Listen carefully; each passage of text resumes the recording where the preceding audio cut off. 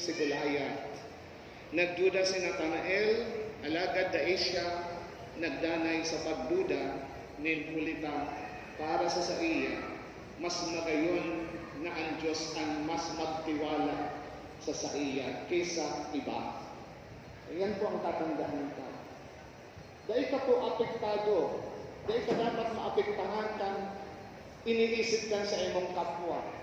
Isipon mo ang sa imong paninindugan, asin isipon mo na ang Diyos may tiwala sa imo. Have that mentality, have that mindset. May tiwala ko sa diri ko, may ulit ang Diyos nagtitiwala sa sakuya. Pangduang punto, mga tugang, our encounter with Jesus transforms us. Ang satong pakihampang, ang satuyang pakiatubang sa satuyang kagunangnan, nagbabago sa satuya. Kaya tugutan niya ito ang satuyang sadiring makihampang kay Jesus. Kasiguradong dakol mababago sa satuya. Siring na si Nathanael, tinugutan niya si Felipe na impitaran siya. Nagsunod siya kay Felipe,